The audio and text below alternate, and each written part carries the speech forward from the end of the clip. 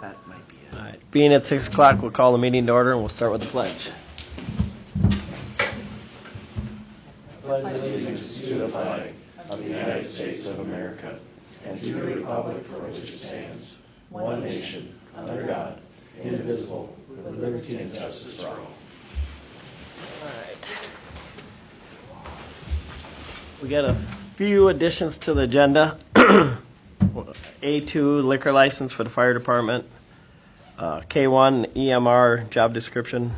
It's also for the fire department. And then A2D, the planning commission minutes from 5/11. Is there anything else anybody has? Not, I'd take a motion to approve. Make the motion to approve. Thank you, Ryan. Do we have a second? I'll second. Thank you, Sheldon. All in favor? Aye. Aye. Opposed? Thank you. Consent agenda, is there any item in there? If not, I would take a motion to approve. Make the motion to approve. Thank you, Ryan. Do we have a second? I'll second. Thank you, Mel. All in favor? Aye. Aye. Opposed? Thank you. Visitors to council. No, is that where it is? I have Johan Marsland wants to talk about the disc golf improvements. Everybody wants to see what I'm talking about. There's some extra maps there. Hopefully everybody has one in front of you. I'm coming before council tonight a little bit out of order for how this would normally be done. It's because of personal scheduling issues. I won't be able to be here at your next council meeting when I hope this will be discussed amongst you. So I did want the opportunity to describe for you a project I'm kind of excited about that we've talked about on Parks and Rec. And that is an expansion of the disc golf course at Lions Park. Originally, this idea came up because I heard some talk about maybe putting in soccer fields, which would necessitate moving the disc golf course there. That kind of got my mind thinking how we could not only just move it, but we can improve it and make it an attraction to Casson rather than just an amenity of Casson. Disc golf courses come in 3 levels. One is considered a beginner course. There's a beginner course currently here in Casson where you just kind of throw over open fields. There's one in Byron. There's also one that is just being put in this spring in Mantorville now.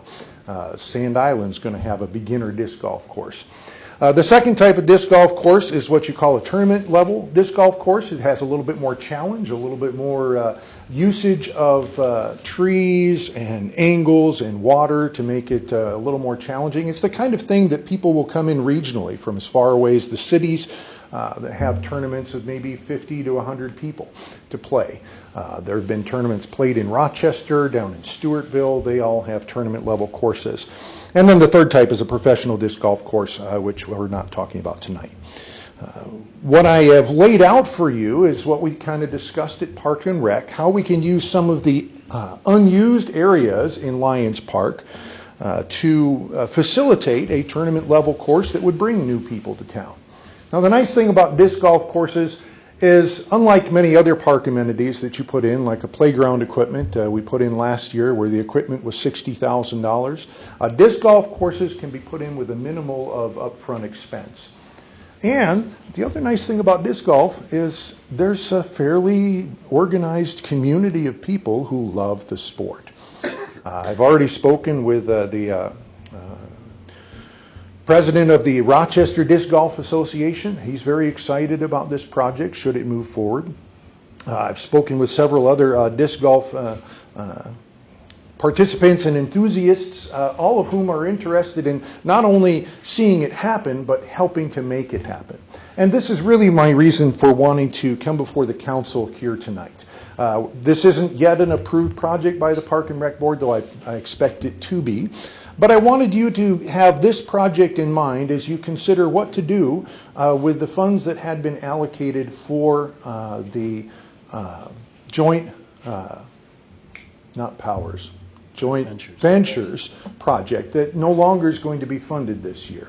Joint ventures, of course, was established to buy things that you wouldn't buy all by yourself that benefit both here in Casson and in Mantorville and the school district. And I believe that a disc golf course would certainly do that. And I don't want the council to simply say, oh, here's the $10,000 to build the court. The reason I'm asking you to consider this and have this in your mind as you consider what to do with that money is I want to spend this summer taking that $10,000 and getting it matched by disc golf enthusiasts.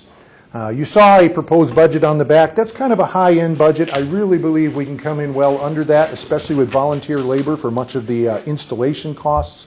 I think we could probably get the whole project done for about $26,000, $27,000 if we have the volunteer labor I expect. But if the city would be willing to say, this money that we were going to put into joint powers, we're not doing it this year, we'll put that for a matching fund, a matching grant, or however you want to verbalize it. I think I could raise the other $10,000. I'm actually optimistic that we could, by 2027, match that $10,000. We've also talked about going to joint powers and asking them to put in $5,000, $6,000, and then the project would be mostly funded. Not only would it benefit the park using territory that currently, much of it, you'll see those, much of the black baskets are in wooded areas. Those wooded areas are currently in thorns and thistles. Nobody's going in there unless you're going in to do things you don't want people to see. It would open up these areas so that there's access to them, there's visible sight to them, and it would turn some of them into actual picturesque spots in Casson. If you'll look, I'll give you just an example or two so you can drive by and see. If you look at hole number 6, it's on the bottom down by the highway. There is a 125-year-old oak tree back in there where that basket's going to go. And there could be a beautiful little wooded grotto there where we'll throw into that would just add to the beauty of Lions Park. Similarly, on hole 8, you'll see a basket there. That one is on a rise that overlooks a horseshoe bend in Maston Creek. And you'd never see it. You wouldn't even know it's there, but it's a beautiful little spot. I really think we could upgrade the park for a very reasonable amount of money and do it with a lot of volunteer labor. So anyway, I'm not here to go over the whole project. There certainly will be a presentation from Park and Rec coming hopefully very soon, but I did want to give you why I'm excited about it and ask you to keep in the back of your mind, this money might be well spent doubling it from the community and putting into Disc Golf Park. I thank you for your consideration. Thank you.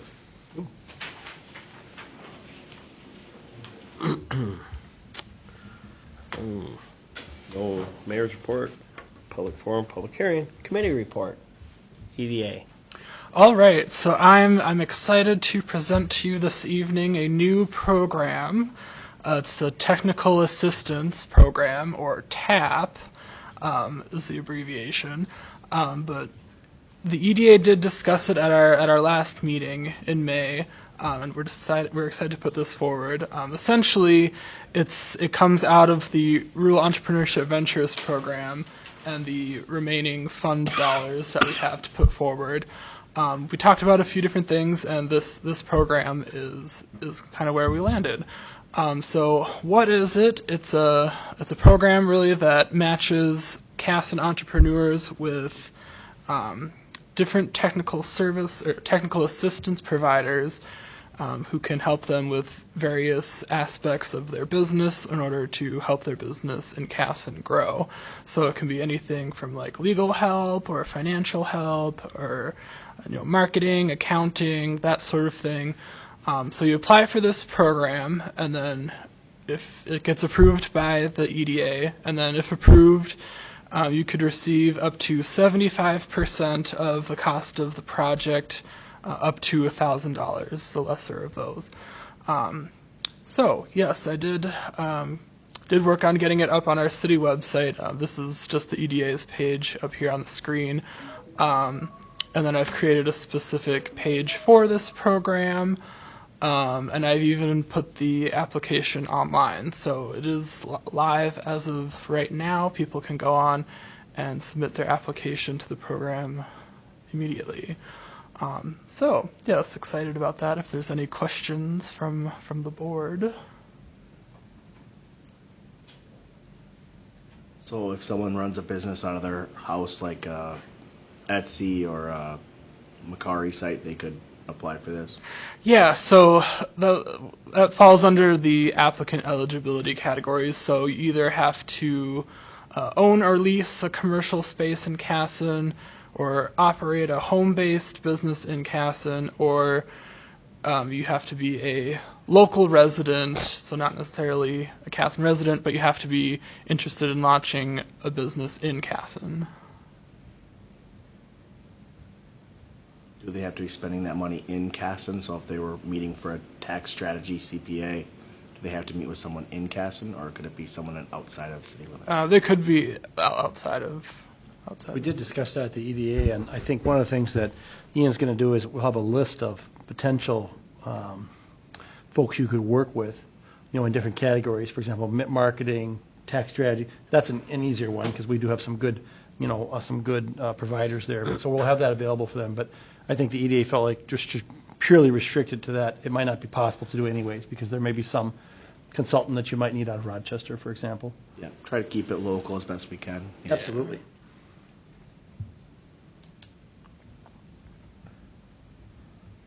Well, thank you. Yes. Thank you. And if you do read in there the funds that we have available through the REV program, they have to be used up by the end of this year. Right. Yep. So if you know anybody that's looking for this assistance, get the word out because they got to have the project completed before they get their money. So that way we can verify it's done. All right. Thank you. Planning Commission. All right. So just one item of conversation from the Planning Commission meeting that we held on Monday. We were approached by some folks from EDF Power Solutions. They're kind of handling some of the project work with the Byron Solar project. So the particular request had to do with a particular piece of property that's way out far east of Casson, kind of close to the county line out on County 34. But essentially there's a transmission line that's going to go on this particular property connecting from the solar field to the Byron substation. The right-of-way easement has already been issued and everything for the transmission line to go within it. It's just that there's some new owners of the particular parcel and they're more interested in separating out that easement area so that it's not property that they own anymore. It'll be owned by the project itself. So the EDF Power Solutions folks did go to the county first to get it approved. However, the width of the parcel that they want to separate out is too narrow for the county's standards. However, since it is within our urban expansion zone, the city can approve a smaller width than what would otherwise be allowed. So we did take a look at it. Staff didn't really have any concerns with separating that parcel out. They're projecting it to be about 150 feet wide. I can show the example up on the screen here. Let's see. And then the folks from EDF Power Solutions were there on Monday as well. They did talk about it a bit. Let's see. And then the Planning Commission, they did recommend approval of it. So moving forward, the county just needs to have approval from the city to allow it to go forward and actually separate that parcel out. So here up on the screen now is the example. If you're familiar at all with the area, this is like that Marquette Grain Systems, and then next to that is a property that was supposed to be or is used by the LC Trucking folks. The horse farm. There's a horse farm on the south side. But yeah, this area in blue is how they want to separate the large parcel out. What is the county's recommendation for the width? Well, they didn't really have a recommendation. I mean, because it's their minimum width requirement is like 1/4 of a mile or something like that. So really, it's in the city's hands. Yeah, I mean, in reality, if the property owner was giving them an easement, this wouldn't have come up. It's just a matter of they're splitting the lot. Okay. So I think, Planning Commission talked about it, and basically, whatever anyone's feelings are about the project itself, we talked about, it is going to limit the city's growth to the southeast. You know, there's 1,800 acres of solar panels going in there, but there isn't anything we can do about that. And whether you like it or not, it's a power line that's going through a lot that's an area that probably won't be annexed into the city limits, certainly in my lifetime. I mean, it's a long ways out. So their length, their project's 35 years. I think that's what they said on their presentation. I don't know, did you include that in the packet? I did throw it in Okay, good. Dropbox. So yeah, if you have any questions on it, but otherwise, I mean, there wasn't a really good reason to deny it, so the planning commission felt like it was gonna, something that needed to go forward, so. Solar panels, are they going on the, Ian, would you go back to the map? Oh, yes. The solar panels are going on where he has the cursor. Oh, no. Oh, panels are all- Panels are on the other side of 14. Yeah, that's a big solar farm. That's just a transmission line. Eagle Farms, I think, sold a big chunk of there. So this is the whole entire project. So Highway 14 is here, and then there's like different areas of the solar farm itself. Let's see All goes what's south of colored. 14. Is there gonna be anything built like above ground in that easement area? No, the parcel, all the transmission line will be above ground. It Yeah. is. Power lines. All high voltage transmission typically would be above ground because of the serviceability of it. And the other parcels, as they mentioned, they just couldn't, they got easements on everything else, they just couldn't get an easement on this property, so.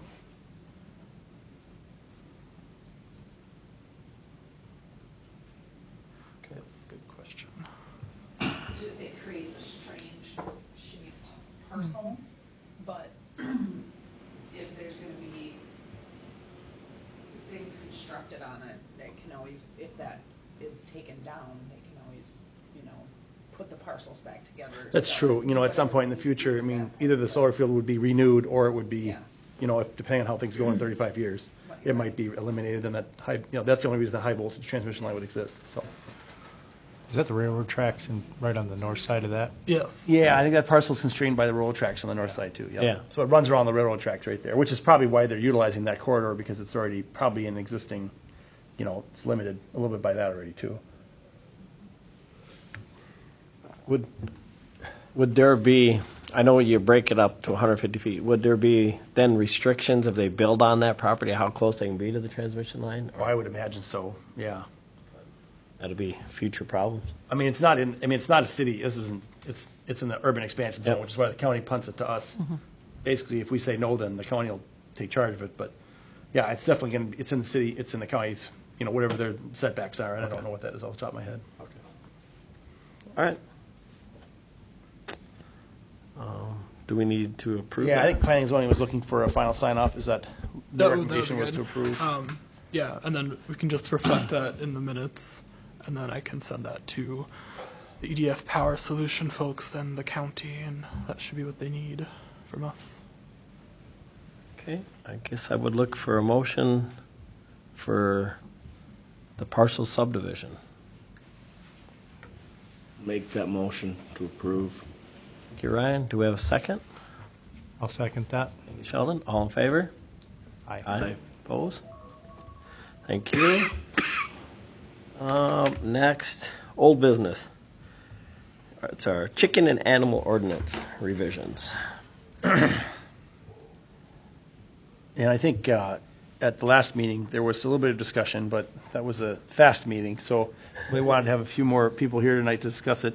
Linda and I have talked about it some more too, and I think she's included in there kind of a council action sheet and then staff recommendations.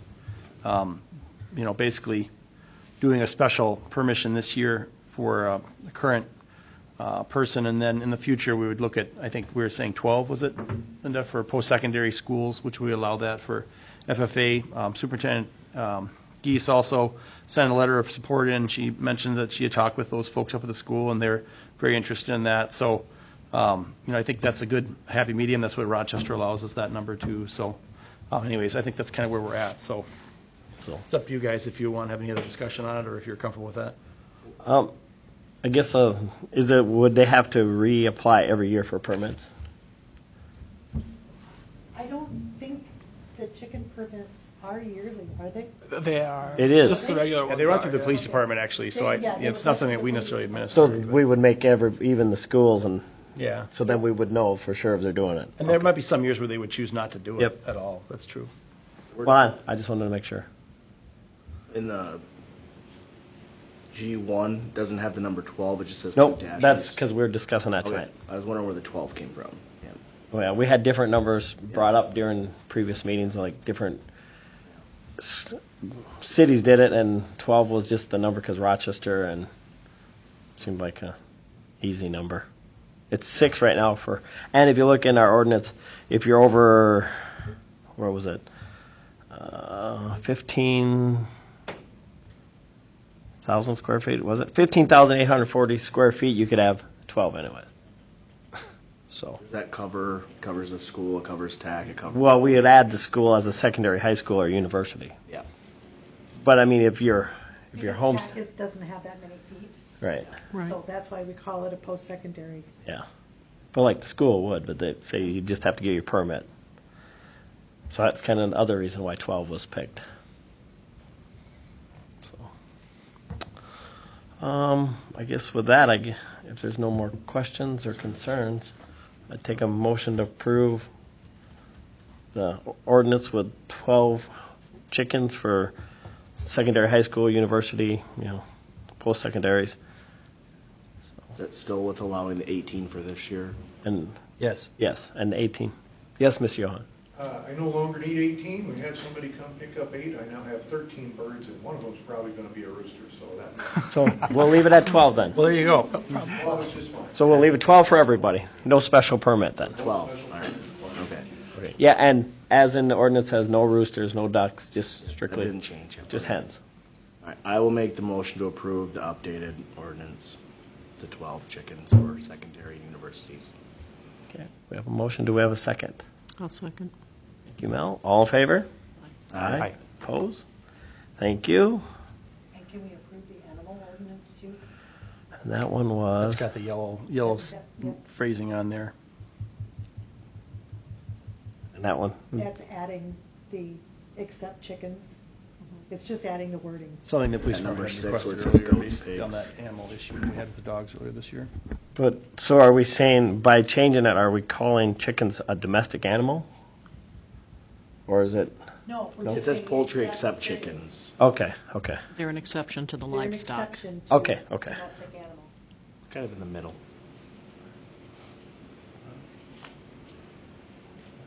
There's no other questions, I guess I would take a motion to approve. Make the motion to approve. Thank you, Ryan. Do we have a second? I'll second. Thank you, Mel. All in favor? Aye. Opposed? All right, thank you. Number 2, lots with no sidewalks. So this has been ongoing for years. I'm And- down to 3. Yeah, she's down On to the 3. three. So we wanted to get a kind of final sign off from the council on how you want to pursue these last 3. And, I mean. There's the- photos in your packet The there. Yes. Mormon church is quite large. That's very expensive. That's going to be very expensive for them. The other one, Bigelow's, is the Zen Garden, which just needs it to go up 15th, because eventually there will be development On the backside, on yes. the backside of that. And the other one is that Luff one, On Northeast. 7th Street Northeast. Yep. And she came in last August, and she had a story, and then she was gonna maybe put the lot up for sale, and it hasn't been for sale. So Charlie is getting bids to do our sidewalk work. Mhm. And we thought, I wanna know what you wanna do. Do you want me to send one more letter giving him a chance? Do you want me just to send him a letter saying, this is gonna happen at this time, and we'll assess you? This has been a 3-year process. Or We had- longer. We had several people in town. Abide. We asked them to do this, spend the money right away and get it done. By not responding to any of the letters, I would say they're okay with us just moving forward. If they had a concern after getting the letter, they would have reached out to us to say, hey, this is a concern for me. I need help doing this. I need time, more time. But since they haven't reached out, they must be okay with it, moving forward with us solving this issue for them.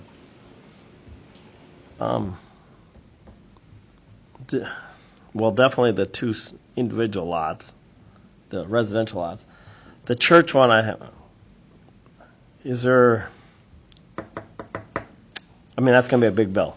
Could we do the church in phases? Yeah.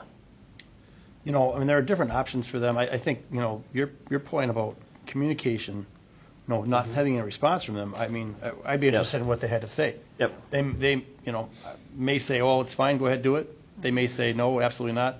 You know, we may be able to assess them, and they could pay that off over Time. 15 Okay. years. You know, we've used a petition waiver program with a lot of different things. People have done it with their water softeners, all kinds of, you know, the sump pumps and things like that. Some of these, I mean, there are options. We just need communication from them and direction from you on how you want us to pursue it. Because I think there are, you know, even some of these, for example, the one over on 7th, I mean, that could be a deferred assessment where we assess it, and then at the point in time when that lot is sold or the property is sold, then it could be fully charged. I mean, there are Yeah. different ways to do it where it wouldn't necessarily hit the bank book for the resident, because obviously we want to have it done. We also don't want to hit their bank book, you know, without having a way for them to make it, you know, facilitate the payments. And the one on 7th really would be beneficial to get for that park, It so. would, yes.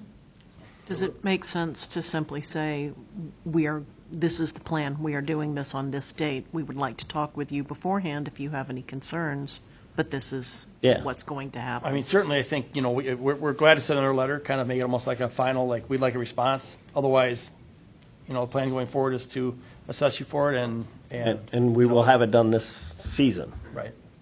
Yeah. Yeah, I like I mean, that. I think explaining that this is it. So then they get one more last, If you are assessing the property, though pursuant to 429, don't you have to have the public hearings on it? Sure, and we might have to do that. Yeah.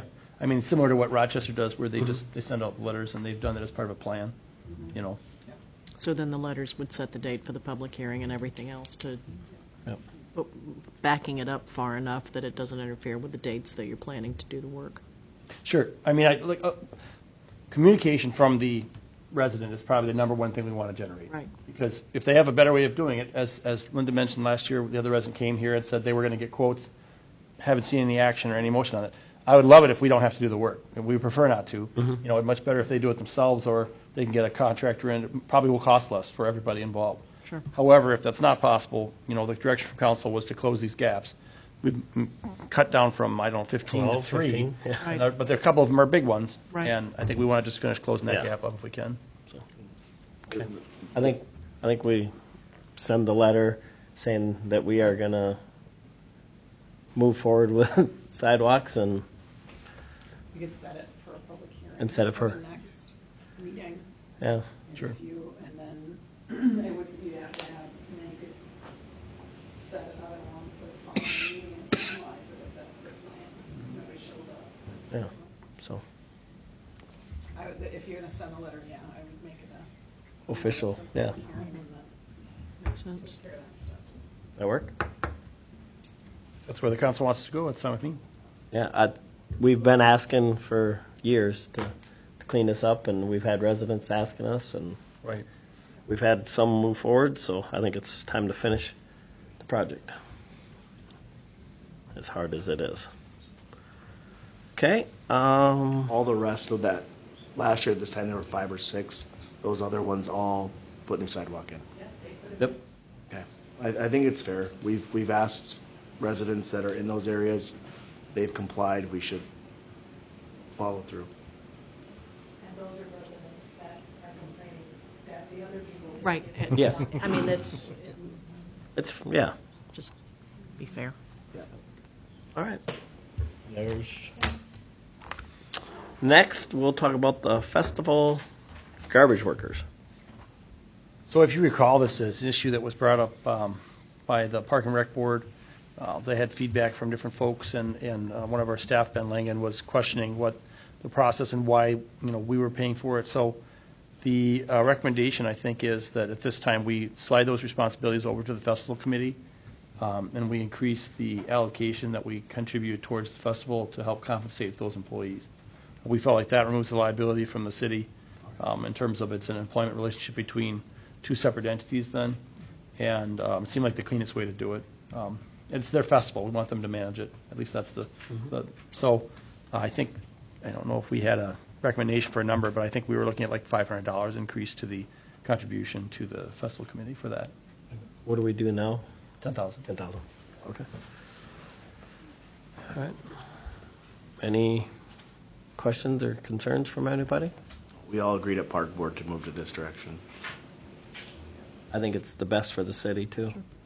Takes the liability. So. Okay, I would look for a motion. Make the motion. We have a motion to increase the fee from 10,000 to 10,500. Do we have a second? Second. Thank you, Sheldon. All in favor? Aye. Opposed? Thank you.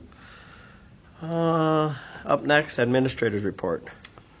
So I've got a few things in here. Legislative session is getting to the end here. A lot of things still being talked about. The bonding bill is probably the number one issue that they're talking about, and there is not a lot of clarity yet on whether it'll happen or not, or if it'll be a larger bonding bill or not. There's a discussion between $1 billion and $1.5 billion. Obviously, there's a lot of play there, and there's really the Senate is probably the biggest holdup because you have to have that supermajority to approve it, and a lot of folks are concerned about that. So thankfully, we don't have any bonding bill items this year, because I wouldn't be surprised at all if it got punted into next year. EDA, talk about that a little bit.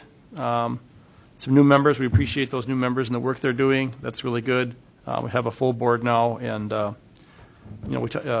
Ian talked about that TAP program. We're going to try and use up the rest of that residual funding from the REV folks. We put that to work. I think we had about $9,000 left, was it? So we'll be matching that by 25% match to make sure that we top that off. We've submitted an application to the Minnesota Design Center. They're looking at a small Minnesota Communities program for housing. So I know housing is not quite as much of a focus now as it was in the last 3 years, but we're still trying to keep in line with that, knowing that there's demand pressures here in the Rochester Metro. And appreciate Nancy Zworski. She's kind of working with the Minnesota Together folks, and we've been able to be in contact with her, and she helped us get the application in. Aquatic Center. Season's approaching really quickly here. I think they were supposed to start filling with water today. I don't know if they did or not. I'll have to go up and take a look. But they did finish resurfacing the area that had deteriorated in the concrete in the main lap pool.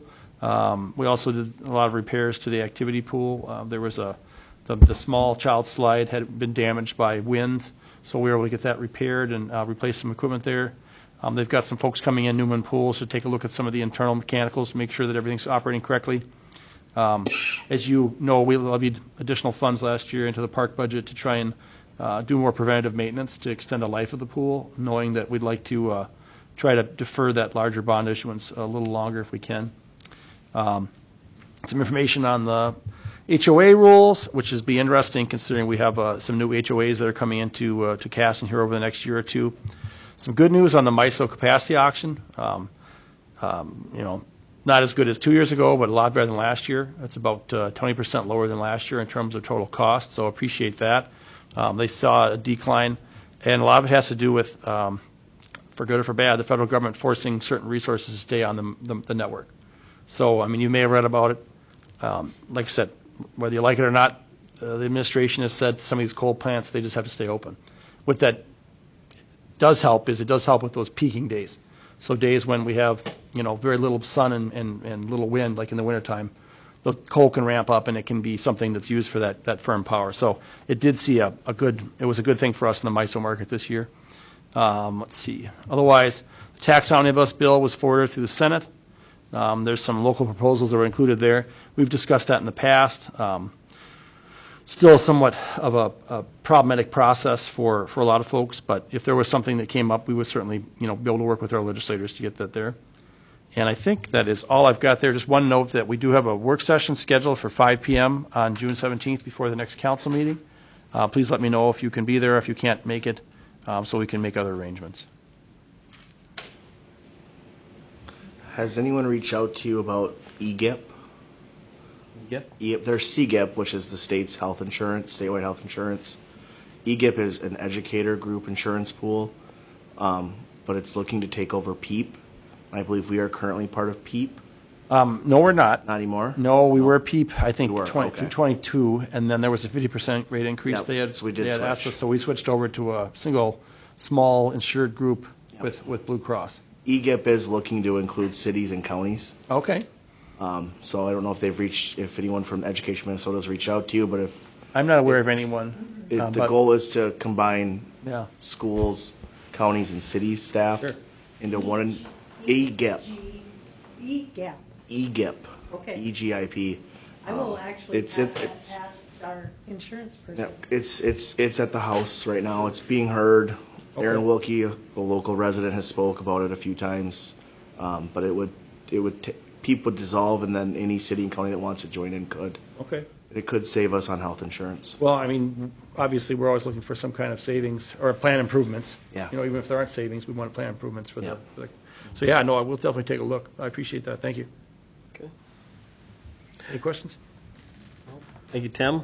Engineers report. All right. Thank you, Mayor and Council. Again, here tonight talking about lead service lines. So getting old to some people, but it's ever evolving on our side of things. So just a quick reminder, past actions, EPA required cities to remove lead service lines within their communities. Minnesota Department of Health regulates that on the state side. They've had some money. We did the inventory working with staff. Some property owners self-reported. We submitted the inventory on time to MDH, Minnesota Department of Health, as required. So now fast forward to today, or actually past council action, you guys did actually approve a submittal for the replacement of lead service lines. And today in your council packet, we have the engineering agreement to ultimately develop a construction contract to replace those lead service lines. That replacement would happen in this construction season, may end up spilling into 2027. I'm not sure all these contractors are going to get all this work done in southern Minnesota or all across the state and even the country to do the work, but we'll see what happens here. So it would be engineering to ultimately pothole down at the curb stop, even go into the home where the meter is, and then out to the main to replace that private service line from the main to the house. So the city will hold the contract with the contractor, and that'll be reimbursed with the money that was secured through MDH through your previous application. So that's what's in front of you tonight. Ultimately, what are the goals, right? It's to, one, remove the, in our case, galvanized service lines that are considered lead from the regulations from the EPA. So that's number one, to provide safe drinking water on the private side of things. But then secondly, there is some increased reporting the city has to complete, and increased testing. So the quicker that we can get off this list, get them all replaced, would be better for us. So that's a second goal. Just a little sidebar, if we are moving forward, we will likely be discussing with the city attorney a waiver, because we are going to be on private property in a private home, about what the expectation is and what the limitations of our liability is, and then the expectation of carpet, if your water meter is behind some sheetrock, that we're not going to start rebuilding basements as part of this project. What is in it for the property owner? They get their lead service line replaced for free from money provided from the Department of Health. So that's what's before you tonight. I'll pause there, see if you have any questions, comments, or concerns. Do you know a rough estimate how many? Oh, sorry, 20. In the agreement, it does say 25. Oh, sorry. But like I said, staff has been working on this kind of on the back end. I think there was 5 that were actually declared as lead when we first reported it. So New Charlie Dappin went in, I think, all those houses and got them all crossed off the list. One of the things that we're a little frustrated with on our side of things, we did the self-reporting tool. A lot of those are very inaccurate. So we wanted to check up on those leads right away to make sure we didn't have any lead service lines. So of these 20, that number may still be decreasing. But the other thing we had going on is when we did the sump and lateral program, we knew that this was coming. So during that sump and lateral program, some of the properties, we actually went in there and checked the water services. So we're kind of out in front of it, so kind of doubled up when we were in the house, so which was good. So I think our inspector probably did a lot better job, more accurate job than what the property owner self-reported. We're finding that accuracy pretty low, but we're dealing with whatever we got to deal with. So we'll verify that those 20 do actually need replacing through the replacement process. So we'll work with staff on that. We've got a list, we've got a little map, so we're going to start working on them. A couple of people we know, council persons, I think brothers on the list, so one thing we'll be working through. So all things we'll figure out, and if they don't need replaced, we won't replace them. And if they do, we'll get them done and get it paid by MDH. So. And I will note too, so this is the ones that are known. There's a fair amount that are unknown on the city side specifically, because we can't see it at the meter. So that's from the curb stop at the property line to the main. So we won't totally be off the list. We'll still have some unknowns, which may be some additional funding in the future to figure those out. Minnesota Department of Health is talking about finding those out so we can totally be off the list, but not quite there yet. So stick with us. It's evolving every day. It's interesting. It's a good program, but it's just a lot of stuff going on and a lot of steps to the process. And Anybody else got any questions for Brandon? Not. Take a motion to approve the professional service agreement. Make the motion to approve the agreement. Ryan, do we have a second? Second. You, Sheldon? All in favor? Aye. Aye. Opposed? Thank you. Thank you. Well, that's it. On to personnel. We got fire chief and assistant chief job descriptions and EMR job description. I think maybe we should lead off with the EMR one. I know we've talked a little bit about the other ones too, but, and I'm not sure, I'm not sure exactly how it started, but, so I think the chief's here tonight, so I appreciate that, Joe, maybe to talk a little bit about that. It sounds like they're looking at doing a two-track employment in the fire department, where there would be some folks that are involved that are simply, they're just EMR. I don't know if there'd be some that would just be firefighters, or maybe you can give some clarification on that, Joe. And then you got the job description here for those folks. Yeah, good evening, everybody. Over the last few years, we've had several members within the community reach out and basically just say at the time they were like, hey, we really want to be interested, in joining and helping, it's the thing that we can do to be a part of the community. But we don't want to be a firefighter. They don't, no interest in going into burning buildings when everybody's running out. They didn't have any interest in that. And their focus was more, was always on the medical side only. So I've been hesitant over the years to go down this road, and we've gotten to a point where we're busy enough. The extra manpower would be beneficial. So we've been discussing it with the officer group at the end of last year, and decided when we opened up that we would go down that road and see what kind of feedback we got from the community in applications if we opened up a medical only and then a fire medical position like we currently have within the department. We did get this go around. I think I got probably 10 or 11 applications. Quite a few of those we had to turn away just because they were simply out of our service area.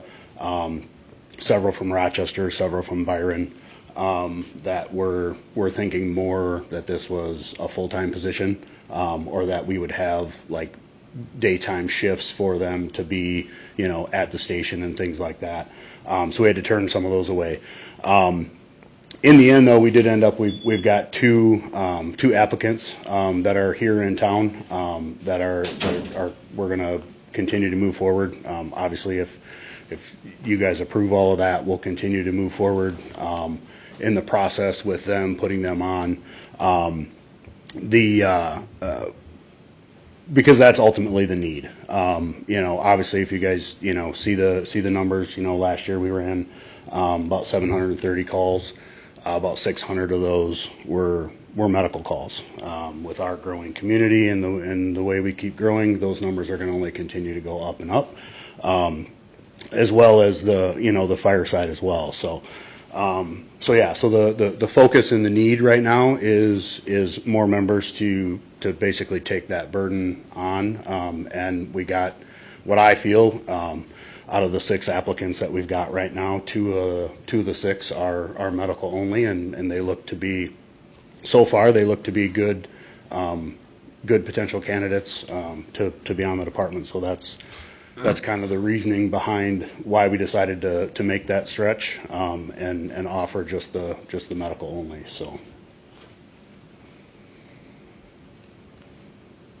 So you'll have a, potentially, right now, you only have, it's fire and medical right now. You don't have any other approval for medical only yet. No, But- there's no other separation yet. So is there an option now? If we open this up to medical only, is there one that where people don't want to do medical and they just want to do fire? I would say no, because that's not necessarily a need that we have. Okay. This change is predicated based on the need that we do need that higher number of folks. So if we can grab more folks that want to, be involved in just the medical side, plus it's, at the end of the day, it's less expensive for the city. There's less training, and there's less gear and equipment. Obviously, if we're not putting them in fire gear, we don't have to, outfit them with, close to $6,000 or $7,000 worth of turnout gear. So And I was just looking through the essential functions, and one of them says participates in emergency medical aid training, and then it says fire training. they will participate in our fire trainings to the point where because every fire call we go to, Dodge Center Ambulance is called as well, for rehab situations and potential medical situations that could come up with either victims that are on scene or potentially things that happen to us as members, the guys that are fighting the fire or whatever that might be. Myself and the rest of the officer group, we feel like that's just a benefit. If we tie them in, then that way they know and understand from a training standpoint what they're going to get into, what they're going to be seeing. They're not going to be putting air packs on and running through, some of that training. It would be medical training geared towards whatever we happen to be doing for that fire training that evening. So they would be on scene, but they would not be. Nope. They'd be out. We would use them. We would use them on those calls to set up rehab stations and assist Dodge Center Ambulance. Yep. I just wanted to make sure when I seen that, then I Yeah. was like, but it So does make sense, so because they see how everything goes. So for example, I don't know if you heard about the big mutual aid fire that we just had north of Manorville, with 12 or 13 departments that were there. 60 to 65 firefighters on scene. There was one medical person on scene for all of those people, which is not enough. So if we had, when we have our dedicated medical staff, if they can respond to those situations, that's kind of what we're looking for, is one that looks out for ourselves, right? If we can help our mutual aid partners, be a little bit safer on scene, that's a benefit. But I'm being selfish and want to make sure that our guys are protected.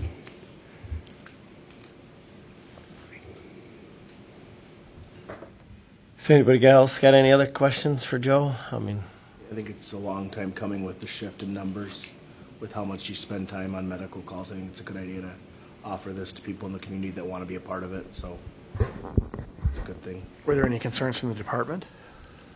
No, everything that we've gotten, to be honest, they're excited for the extra numbers. We've tried to do what we can to separate the on-shift hours and lessen that load a little bit for the guys, and this is one of those things that will help with that. So I guess another question I got too, if you, let's say you get 2 now and you get 4 more down the road, how they all get into scene if they're not going to be qualified to drive the fire trucks? They'd only be able to drive the rescue units. Well, we've got several pickups, so we would, yeah. I just wanted to make sure they were there, but not driving something they're not certified to drive. Yep, absolutely. Because I have a feeling, I want to make sure you have enough equipment. You don't want to be coming down. Needing more. Yep. Yes. I'm going to show my ignorance, but other than the really big trucks, what specialized driving training would people need? We do a driving course every year just to make sure. Right now the state doesn't require us to have any kind of additional license or anything like that. Currently they've talked about it for years, making fire departments have a class B license, but because it's emergency and they allow it. But yeah, other than making sure, one, that they're comfortable, that's the biggest thing is, we don't even let our new guys that are on the fire side drive stuff until they've had some trainings and meetings and stuff like that to get through where we know they're comfortable with it, and just because of the size difference, they're such bigger trucks, so. They won't even let us drive it. Would there be plans to encourage the medical responders to learn or to get the proper certification in case there was a need? If they want to go down that road, obviously the ultimate hope would be is, you put somebody on the medical side and they're around for a while and they're like, oh, that fire stuff doesn't look too bad. I can do that. And then we put them through and then they just get, kind of transitioned over to that other side. I mean, I say that, but there is no sides. A member's still a member.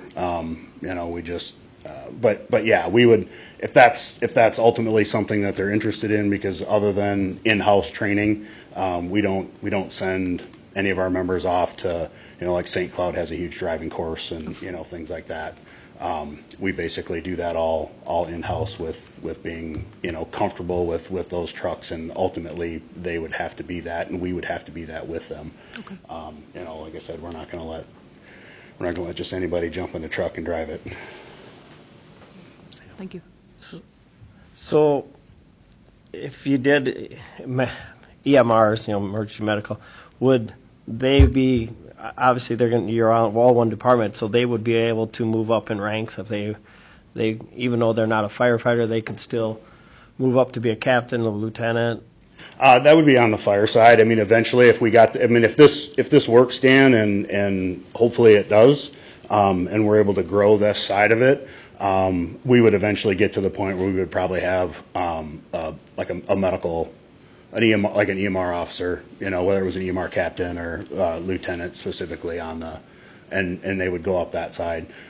We would probably want them to have, because of, and Lynn and I talked earlier, we've got a whole bunch of other job descriptions that we've got to go through after some of these ones. You can see that progression, so many years on and so many years on. Well, a lot of that is the fire training and officer, how many years have you been on, how many years have you been an officer, and some of those kinds of things. I know we run a lot of medical calls, and obviously that's important, but it's nothing compared to what one fire call and the devastation that can have if you don't have the right leadership. So they would have to have the right education, they'd have to have the right training from the medical side before we would look at that. I mean, obviously everybody's open to apply, for the positions that we post internally, because a member's a member. But we would still have stipulations in the job descriptions and qualifications and things like that we would look at. Because that definitely would have to be listed out before. Yeah. For anybody, just so they know. Yep. So, and I don't, I didn't see it in here. I didn't read every word on your job description, but I would want to make sure. Yeah. Right now we're not looking for that. To me, that would be down the road a ways, and we'd have to see what kind of, what kind of qualifications and how this actually goes, and what kind of response we get, moving forward with community members. And, once we get that out and we get members kind of in the groove of responding and some of that kind of stuff, and if it works or if it doesn't work. One question. So could you give like a scenario of, say, a call happens and then the EMR responders, how they would go to the fire station? How would you respond to that? Yeah, so currently we get paged out, whether it's fire or medical. Everybody shows up. Right now, depending on the call, if we get a large enough response, so if it's a fire call, if we get a large enough response, our officers are telling a couple of guys to jump in the medical rig and bring it with their gear, just so we have it there in case medical needs arise. Especially if it happens prior to Dodge Center ambulance getting on scene. And so that's how we respond right now. That would be the same response after, moving forward with the medical only members. If those members respond and they're able to respond to that, then they would take that versus, the couple of firefighters. And that's how they would, then they would just respond for the medical response only. Yep. Versus us taking a couple extra firefighters out of service, really, for the fire side. So, and medical calls are just already, everybody responds, so. Do you have any questions, Dan? No, I mean, I think having the split is probably essential. I just want to make sure the council is on board with that and they understood it. And also, just asking a question about how it will work with the Relief Association. So you're just going to consider these folks as regular members? So I've checked with the state, because I wanted to check right away if that's something that, because right now the state does not have, on the medical side, they don't have their own separate retirements and stuff yet. So a member's a member. So they just fall in under that. We've got set to come to our next Relief Association meeting, the amendments to change the firefighter verbiage to member verbiage. So once that's approved by the board, then you guys will be seeing that verbiage come to you guys for approval to change our bylaws on that front. So. No, other than that, I don't have any other questions. Yeah, I'm just still hung up on the fact, I know a member's a member. I just worried about somebody's joining as an EMR, and that they're going to want to hope that they can move up to be a captain or lieutenant, and I want to make sure that is fully listed how they'd have to get there before they join. Because I'm just afraid people are going to come and then you're going to lose them if you get some quality, because they thought they were going to move up. And you're saying right now you have to be a firefighter to move up. I would say that right now, Dan, but I'm not. I can't tell you that. I mean. But I mean, if the two members that we're looking to potentially put on, if they're absolute rock stars and change our mind for some reason, As the numbers increase, we could look at a tiered system where you have the fire EMR chief, you have a deputy chief for each EMR and fire, and then it branches out.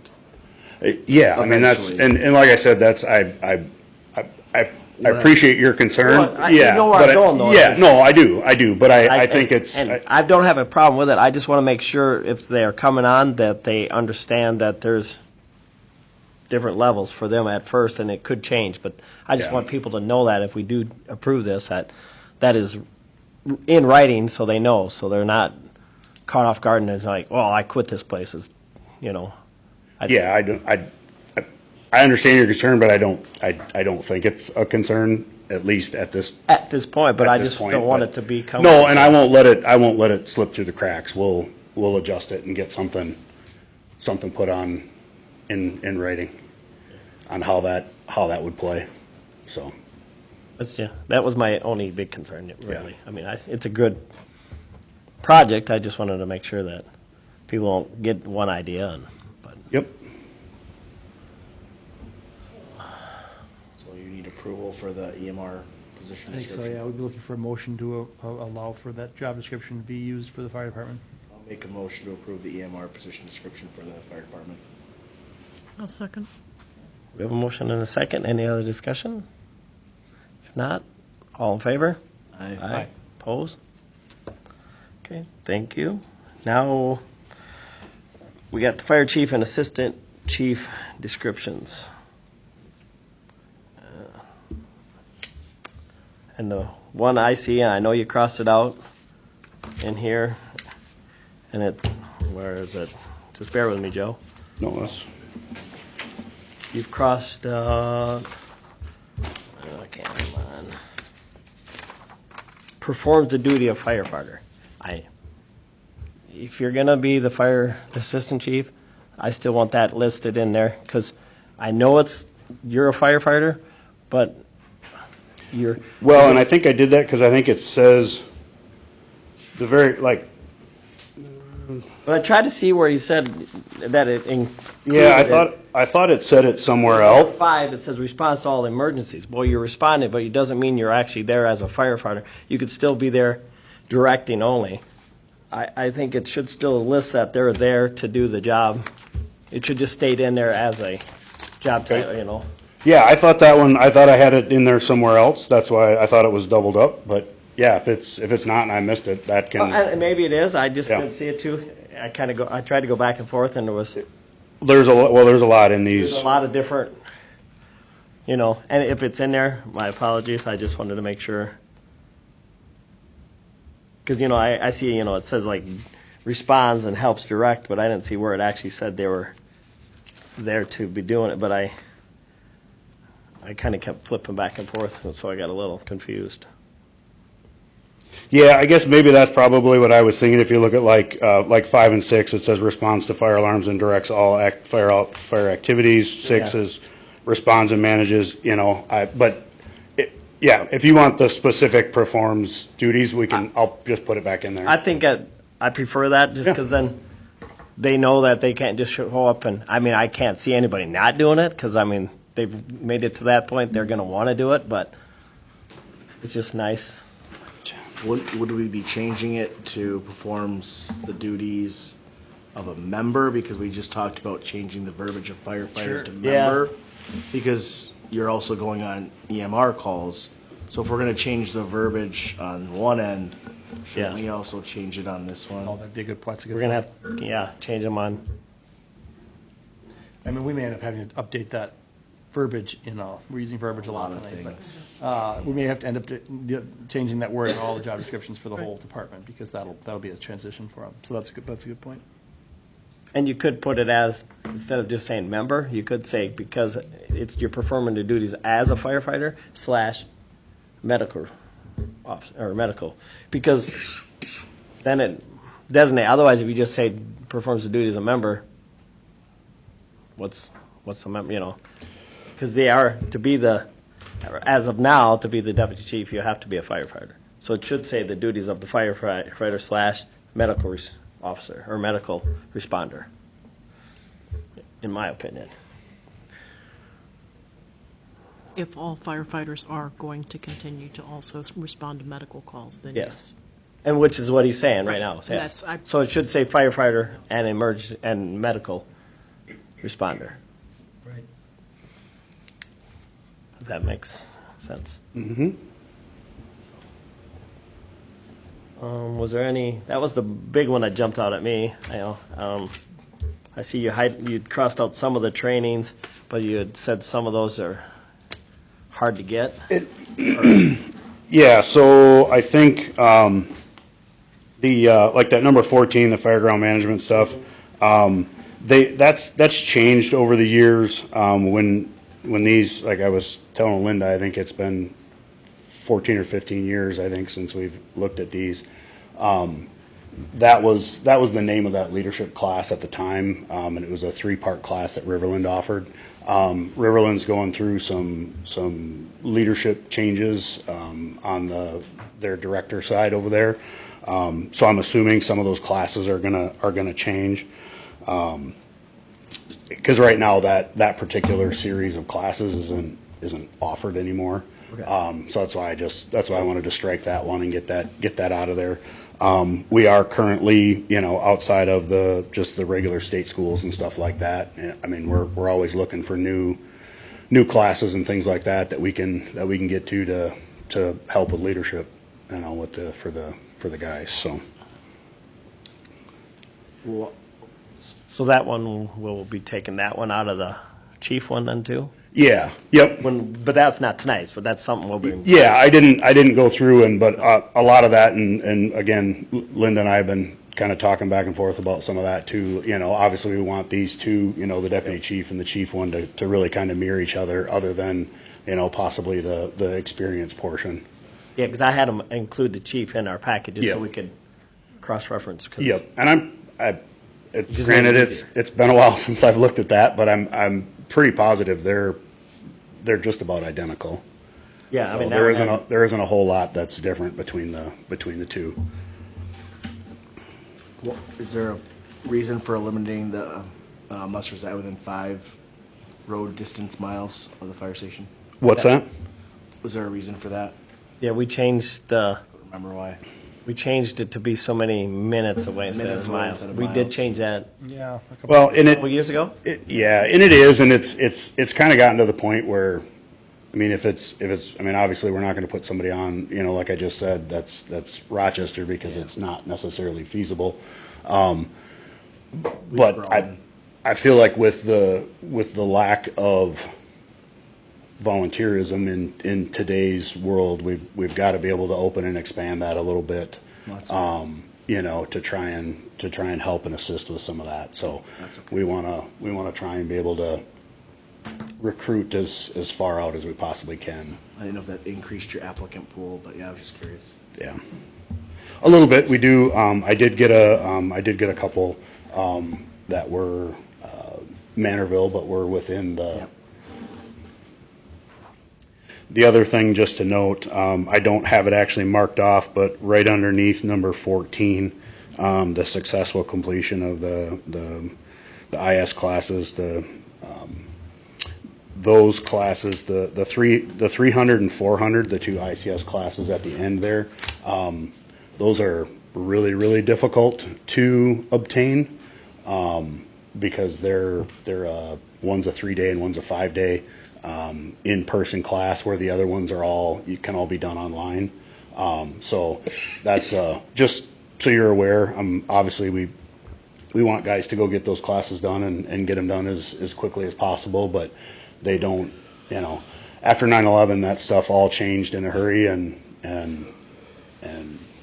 those classes were readily available on a regular basis in the state, but now they're not. So. And they're just difficult to get to. So does so instead of taking them out of there, you could just move them down to additional desirable qualifications. Yeah. Because you still want them to get them. We would. I mean, they are nice if you have them, and guys have had the ability to get them. We appreciate that. They're good classes to take. They're definitely educational. So I would just suggest moving them down under additional then. Yep. I just wanted to give you the heads up on that.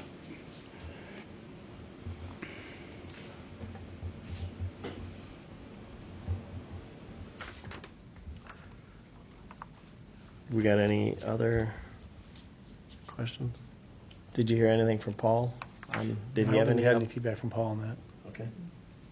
Just making sure we could hear from everybody, just in case.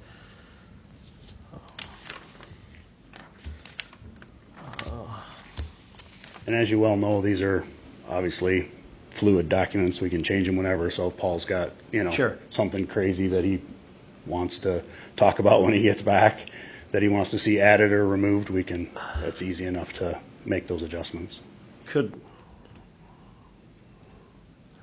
So before we had approve it, could we get actually a new job description list without all a final, so we could look at it before the next meeting and make sure that we've read through it all? I mean, and we got all the changes exactly where we want them? I think that's fine. Is that enough time before interviews? Well, I think what we would do is we'd create a working document.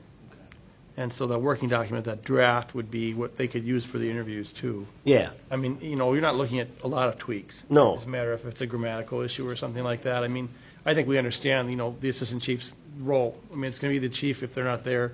They're going to have to do almost everything the chief does if the chief wasn't there. So, I mean, I think for the interview process, I'm not concerned about that. I think we're close enough to that. But yeah, we can definitely create a draft. And maybe, Linda, you and I can sit down with Joe or talk about it a little bit more, and then, that's good then. Yeah. We'll have something for you, don't worry. I just thought it'd be a lot easier if we could all look right one more time and make sure we weren't cross-referencing. And Sure. But, I have no issues with making, like you say, a draft right now like Linda will we be busy the rest discussed. of this week working on that draft before she leaves. But what we discussed tonight, the things we've I don't moved- think it'll be that complicated. No. I mean, it's mostly just changing some of the wording around. Yeah. But I think we've got enough, without approving it tonight, that, you've got a working document that you can do your interviews and. When are the interviews scheduled for? Well, I was just talking with council members before the meeting. It'll be probably the week of the 6th, but definitely after the 6th. Oh, then we got time, because Yeah. the next meeting will be the 27th. Yep. So that So we're closing, I told the members, next Friday, the 22nd, was the deadline. I've heard from 3 or 4 members that they were potentially interested. Currently have one application, but I'm assuming I'm going to get at least 2, if not 3 more. Okay. So. All right. I got so many papers here. Thank you very much for calling, Joe. I appreciate Yeah. it. Not a problem. Thank you. I know we had a lot of discussion there. That's why I wanted to see a final. Sure. Makes Just sense. make sure we're all looking at the same thing again. Gets to be a lot. Okay, so that's all that. Anything from our attorney? Nothing? Correspondence, is there anything anybody wants to discuss there? Not, I will take a motion to adjourn. Motion to adjourn. Ryan, do I have a second? I'll second. Thanks, Sheldon. All in favor? Aye. Aye. Opposed? Thank you, everybody. Have a good night. No, but you were here.